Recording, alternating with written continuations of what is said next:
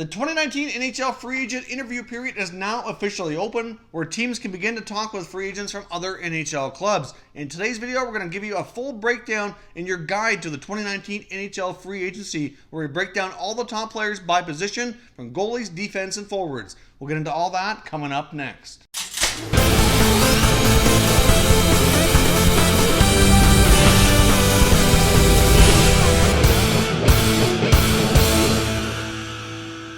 Welcome back here to Top Shelf Hockey. So as I've indicated here, free agency is pretty much upon us. The interview period has officially opened for unrestricted free agents. They can now start talking to other teams, and there's a lot of fairly big time players that could very well be swapping jerseys come this fall. Of course, many of these contracts can't be signed until July the 1st, but there should be starting to hear a lot of talks about interviews and where players are likely going to be going, more than likely ahead of July 1. So I've put together this guide to break down all the top free agents here by position, just to make it a little bit easier for you to sift through if you're wondering who your team might be targeting here in free agency. Now let's get started with the goaltenders. Now I've broken these down by category, not just by position as well, but kind of by starter and backups here for goalies, and then with defense and forwards are broken down a little bit simpler here as well. So as we take a look at the goaltenders, first of all, let's take a look at guys who recently were starting goaltenders and possibly could remain starting goalies as well moving forward. Of course, there might be a few of these guys may have to take on either being a backup or being a part of a 1A, 1B tandem, but most recently here they were starting goalies. Of course, we're led away here by Columbus Blue Jackets goalie Sergei Bobrovsky, who's heavily linked to going to the Florida Panthers. It is believed that he has an interview set up with them. I believe it's going to be on Monday. So obviously that's the prime destination for Bobrovsky, but we will see where things go. Of course, there's New York Islander goaltender Robin Lehner. We've heard Lehner kind of plead his case here publicly, saying he really wants to stay with the Islanders. He absolutely enjoyed his time in the past year and wants to get a deal done. He doesn't care if it's short-term, long-term, what it is, as long as he's paid fairly. I think he's willing to stay there, so I do think the odds of him remaining with the Islanders are pretty solid. Of course, you've got Semyon Varlamov as well here from the Avalanche, who really was a starter for the most of his career. But this year, towards the end of the year, Grubauer was more of the main reason getting the Avs into the playoffs and kind of lost that starting position. He could potentially be a starter depending on where he goes, but I see him more than likely either being a backup or more of a 1A, 1B situation going forward. But so recently he was more known as a starting goaltender. Of course, you got Mike Smith here from the Calgary Flames as well. Hard to say where the veteran UFA goalie ends up. Not sure if he returns to Calgary or not. It is possible, but they might decide to go in a different direction, riding with David Rittich and maybe another one of these other free agent goalies that might be signed here as well. And of course, you got Peter Mrazek as well from the Hurricanes. We've heard reports that the Hurricanes might be having trouble signing Mrazek as well as McElhinney here, both their full goaltending tandem from last year. Mrazek likely is looking for, I guess, probably a little bit more term and more money than the Hurricanes are looking for, is what's being reported. There's not too many landing spots, I don't think, where he could be a starting goalie, but maybe if Bobrovsky leaves Columbus, he could end up there. We had heard some rumblings that the Oilers had asked to speak to him as well, getting permission from the Hurricanes, but that was not granted. But now that the interview period is open, they very well might go down that road as well. So either way, I can see Mrazek maybe staying in Carolina, but pretty decent chance he's on the move here as well. But it really boils down to if he finds the contract he's looking for here or not. Now, taking a look at some goaltenders that were primarily backup goalies back last year and likely will remain that moving forward should they get continuous work here in the NHL. Obviously, you got Cam Talbot of the Flyers, who was traded there near the trade deadline. Didn't get a whole lot of a chance to play. Many felt that the Flyers likely would re-sign him to mentor Carter Hart, and that's still a possibility, but not a given for sure. Of course, you get Cam Ward, who left the Hurricanes last year, went on a one-year deal to the Blackhawks. Didn't have a fantastic year, so hard to say what happens with Cam Ward. Of course, you got two more goalies from the Flyers, and Brian Elliott and Michael Neuwirth. I don't think it's likely that either of them return to Philadelphia. Hard to say exactly where they end up, and I would think that wherever they do go, more than likely they will definitely be backup material. Of course, you've also got Keith Kincaid, who was with the Devils for a fair bit of time and ended up being traded to the Blue Jackets here recently at the deadline. Didn't really see any action with Columbus, and it's probably doubtful that he returns there. And as I mentioned before, Curtis McElhinney with the Hurricanes, obviously having trouble coming to terms on a new deal there. Maybe a return to Toronto, that would make a lot of sense for them to shore up their goaltending situation, have a solid backup. Of course, the year he was with Toronto was one of the best in his career, so that could be a possibility. And you also got youngster Anthony Stolarz and Calvin Pickard as well Stolarz hasn't had a whole lot of playing time and is a Group 6 unrestricted free agent. Because of his age and lack of playing time, he becomes a UFA a little earlier than he would have otherwise. Now let's take a look at some of the top defense available here on the free agent market. I broke this down to the guys who I feel have been and should continue to be top 4 defensemen. And then we also have it broken up into guys that are bottom pair or depth defensemen. Now, there's not a whole lot of top 4 defensemen here on the free agent market right now. We've already seen some other guys like Erik Karlsson get off the market and be signed by the Sharks. I think the defense position is probably the weakest amongst the 3 here in the free agent market, but you do have some interesting options, including Maple Leaf defender Jake Gardiner, likely going to command a 6 or 7 year contract between $6 and $7 million, be my guess. But he's a pretty good puck mover, not the greatest defender, but still can generate a lot of offense. Great skater. Can certainly see the possibility of him getting a fairly big-time contract. That's not likely going to happen in Toronto because of their cap situation. You get Tyler Myers from the Jets as well. It is possible he returns to Winnipeg, but I know he's already got interviews set up with Vancouver. They seem to be very interested as well, and I do think Myers is going to get himself a pretty decent contract as well. Of course, you get Anton Strawman and Ron Hainsey, who have been top 4 defensemen prior in their career. Now, they could remain that depending on what team they end up on, or they very well might end up being more of a third-pair guy as well, but they do have the potential to play in top 4 if necessary.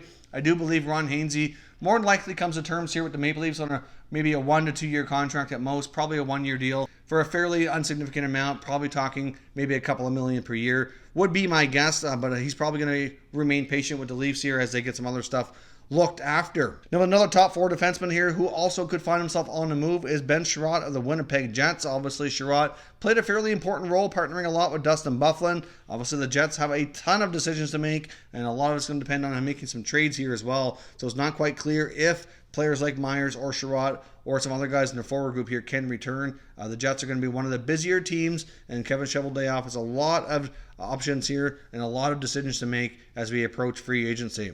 Now, taking a look at some defensemen here that are kind of bottom pair guys or depth defensemen, you got Carl Gunnarsson, who just won the Stanley Cup with the St. Louis Blues. Of course, you got Dion Phaneuf and Andrew McDonald, who were just recently bought out of their contracts.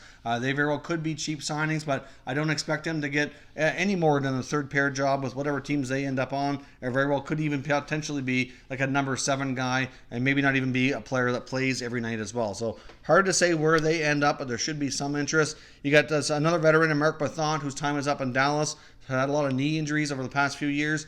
Not quite clear if he's going to keep playing. I think he probably will have interest to do so, but it's going to depend on what he can get for a contract. But Bethant, for a big chunk of his career, was a top pair defenseman with Karlsson in Ottawa, so he does have that possibility to be a good defensive defenseman for the right guy. Could possibly play top 4 minutes if he's healthy enough, but that's not quite clear at this point. But we'll see what happens with Bethant. Of course, you got Nicholas Cronwall in Detroit. I really think he's either going to sign in Detroit or retire. It's not quite clear. Yzerman has made it clear that they're willing to give him some time to make a decision. Of course, you got more veterans here in Dan Girardi. You got Adam McQuaid, Ben Lovejoy, Patrick Nemeth, Derek Engelland. I think there's a good possibility he could return to Vegas, but before Engelland can sort out his contract, they need to settle some more situations here with their salary cap. And of course, you got some other guys like Jordy Ben, Luke Shen, and Brooks Orpik. I wouldn't be shocked to see Orpik end up retiring here as well, but it's not quite clear if that's his intent or not. Shen very well could return to the Canucks. Ben very well could return to Montreal, but there's some not givens. They're not quite clear right now at this time if that's going to happen or not. Now, jumping into the forward group, we're going to take a look at guys who I think are top 6 forwards. We're going to break it down as well to middle 6 and bottom 6 forwards. Obviously, a top 6 forward, somebody who plays in the top 2 lines on a regular, consistent basis. A middle 6 guy, somebody who can kind of float between second and third lines. And then, of course, your bottom 6 guys who are almost consistently playing third and fourth line minutes. So let's take a look at who's on the market here for some of the top forwards. Of course, you got the top forwards, in my opinion, here are definitely Artemi Panarin and Matt Duchene. That's not a big surprise. Of course, Panarin's been linked to the Florida Panthers and likely leaving Columbus. Of course, that's not a given. I do think that the Panthers need a goalie way more than a forward, so not an absolute guarantee that him and Bobrovsky both end up with Florida. And if I had to pick just one going, I'd probably pick Bobrovsky being the more likely. But I do think it's a pretty good possibility here that they end up together down there. It's just not a given. Like I said, with Matt Duchene, pretty good chance he goes to Nashville. Could possibly stay in Columbus if they offer enough money. I guess we'll see if they're willing to maybe overpay a bit to retain him after giving up a fair bit in a trade. Of course, Duchene Certainly going to have lots of interest around the league, as will Panarin. We'll see where those guys end up, but it's pretty safe to say that it's kind of narrowed down for sure. Of course, you got Joe Pavelski, the captain of the Sharks, here for quite a bit of time. Certainly interesting what's going to happen there. I think that right now the sticking point is going to be term. That's what's being reported, is it's not so much about the dollars, but more about the term. He's getting up there a little bit in age, but he's still a very productive player. Be scoring between 30 to 40 goals here quite consistently. So the Sharks really need to figure out a way to retain him. He's a big part of that team. And if he ends up leaving, that's going to be a big blow to the Sharks lineup here. Of course, you get another captain with New York Islanders, Anders Lee. Could they possibly see their captain leave 2 years in a row? That certainly would be a big blow, and we'll see what happens here. But given his age, I think the Islanders are a little bit more reluctant to go on an 8-year contract, which is probably what he's looking for. So we'll see here how things play out with the Islanders and Lee. Of course, you get Matt Zuccarello in Dallas after being acquired from the Rangers. Certainly fit in quite nicely there. And the Rangers will acquire another draft pick from the Dallas Stars if he does re-sign as well. So they have to factor that into consideration. But I think both sides are interested. But at the same time, Zuccarello wants to see what other options are out there in free agency as well. You've got Justin Williams from the Hurricanes, who captained them all the way to the conference finals. Pretty solid player still at his age. We'll see if he's going to continue playing. I would think Carolina would be his first choice to stay, but I guess we will see on Justin Williams. But another interesting guy out there to keep your eye on. Now, jumping over to the guys who I consider middle six forwards. Like I said, there's guys that kind of can float between the second and third lines on a consistent basis, kind of play up and down the lineup here a little bit. Of course, you got Jumbo Joe Thornton, a longtime player, certainly going to probably play more of a third line role with the Sharks, which is what he's done a fair bit here as of late and fit in quite nicely. Had a bit of a resurgence this past year and recently indicated that he has no intention of slowing down whatsoever. So we'll see here. I would imagine he'll work out a 1-year deal with the Sharks, but very well might be patient and let them work out some other contracts first to see what's left over and what they can work out here. Of course, you got Marcus Johansson with the Boston Bruins after being acquired from New Jersey. He was a very good fit there. Played quite a bit on their third line with Charlie Coyle and was an excellent fit. So they're very interested, but I know the Capitals seem to be interested in bringing him back as well. So we'll see where Johansson goes, but certainly another player with a fair bit of value. You've got another Shark here in Gustav Nyquist. Obviously was acquired from the Red Wings at the deadline. Didn't do too badly, but wasn't an absolute fit like a glove here like some of these other guys. So we'll see what happens with Nyquist, but I think the odds of him leaving the Sharks are pretty good.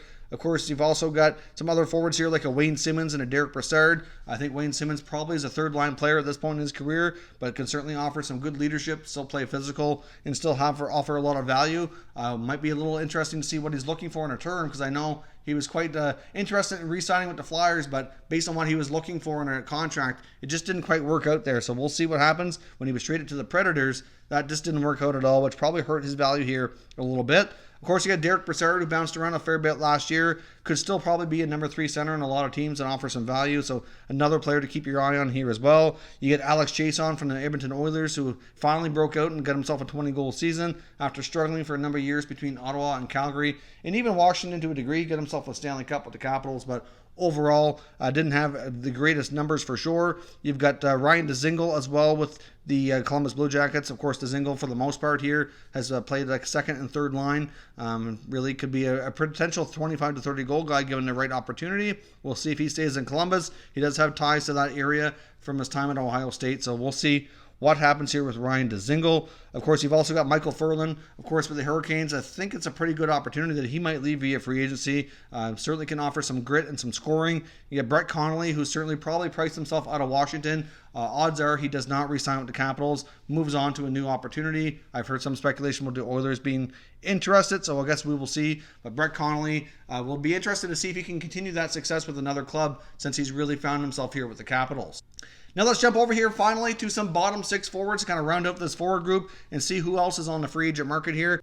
You've got guys like Corey Perry and Jason Spezza, who at this point in their career likely are going to be bottom 6 forwards, probably playing between third and fourth line roles. There's been a lot of talk about Spezza going back to Ottawa, which could happen. You get Corey Perry, who apparently has a lot of interest now that he's been bought out and is a free agent. They can get him for cheap. I think there's a number of teams taking a look at Corey Perry, so we'll see where he ends up. Of course, you got more veterans like Thomas Vanek, Brian Boyle, Colin Wilson. These guys can all offer a fair bit of value to their clubs. There is a possibility Boyle might return to the Predators. Obviously, they have a lot of other contracts and things to figure out, and it may not be possible for sure. Of course, you got Brandon Peary as well, who seems to score everywhere as he goes. Had some good luck here with Vegas, but couldn't get a regular spot in the lineup. So hopefully if somebody gives him a chance, I think he'd be a fairly low-risk signing. Of course, you got Sharks forward Jonas Donskoi, enjoy. You get Patrick Maroon with St. Louis after winning a Stanley Cup in his hometown. I'm sure Maroon would love to return to St. Louis, and I'm sure they'd love to figure something out to keep him as well. And then, of course, you got more guys like Brandon Tanev and Noel Acciari, who are very important to their clubs as well. Acciari was a big part of the Bruins going deep in the playoffs.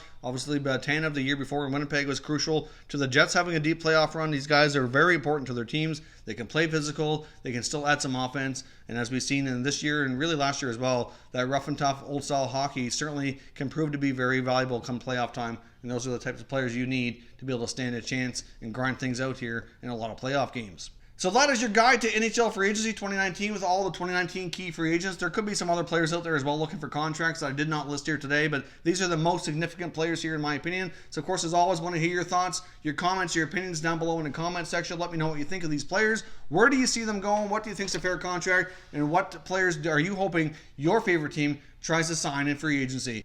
If you're new to the channel, I hope you consider subscribing. We cover all 31 NHL teams, and there's plenty of content here for all hockey fans to enjoy. So subscribe for more content just like this one. We'll keep you all up to date with all the breaking news once we have more trades or more free agent signings to discuss here over the coming days. Thank you for watching, and I will catch you next time.